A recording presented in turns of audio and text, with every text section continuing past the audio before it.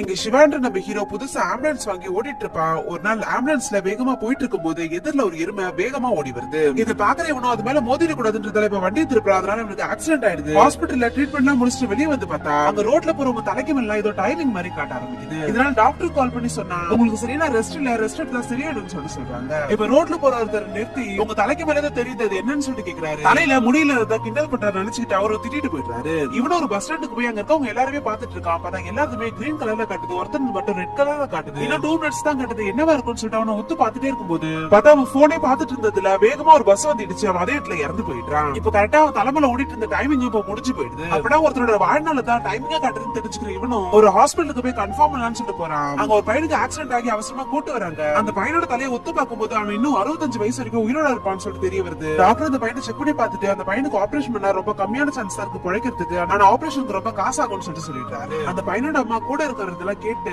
பையன் பழச்சதான் பழைப்பாங்க, அது இல்லாம முன்னாலே அந்த காசு நான் புரட்ட முடியாதுன்னு சொல்றாரு. இது பாக்க நம்ம ஹீரோ அந்த அம்மா கிட்ட போய் ஆறுதல் சொல்லி கண்டிப்பா உங்க பையன் பொழைச்சுப்பான், காசை நீங்க ரெடி பண்ணுங்கன்னு சொல்றாங்க. இவ்வளவு நம்பிக்கையை பேசுறது கேட்கிற அந்த அம்மா எப்படியாச்சும் அந்த காசை நான் ரெடி பண்றேன்னு சொல்லிட்டு அங்க வந்து போய் காசெல்லாம் ரெடி பண்ணி ஆபரேஷன் பண்ணி அந்த பையனும் பொழைச்சுக்கிறான். இப்ப ஹாஸ்பிட்டல் கன்ஃபார்ம் பண்ணி இவன் இப்ப வீட்டுக்கு ஓடுறான். அவங்க அம்மாவை கூப்பிட்டு அவங்க அம்மாவோட தலைக்கு மேல என்ன நம்பர் காட்டுதுன்னு சொல்லிட்டு பாக்குறான். பார்த்தா 100 வருஷம் காட்டும். அம்மா நீ 100 வருஷம் நல்லா இருப்பாமான்னு சொல்றான். அப்படியே இவன் லவ் பண்ற பொண்ணு அங்க வருவா. அவளோட தலையில பார்த்தா 80 வருஷம் காட்டும். அப்ப நம்ம தலைக்கு மேல என்ன நம்பர் காட்டுதுன்னு சொல்லிட்டு இப்ப கண்ணாடியில போய் பார்த்தா எந்த ஒரு நம்பருமே தெரியல. அப்பதான் கண்ணாடி வழியா பார்த்தா எந்த நம்பரும் தெரியாதுன்றதை தெரிஞ்சுக்கிறான். அதுக்கப்புறம் தலைக்கு மேல யாருக்கெல்லாம் டைமிங் ரொம்ப கம்மியா காட்டுதோ அவங்களை எப்படின்னாச்சும் காப்பாத்தலாம்னு சொல்லிட்டு ட்ரை பண்றான். டைமிங் முடியும் போது ஏதோ ஒரு விஷயம் நடந்து அவங்க இறந்து போயிட்டாங்க.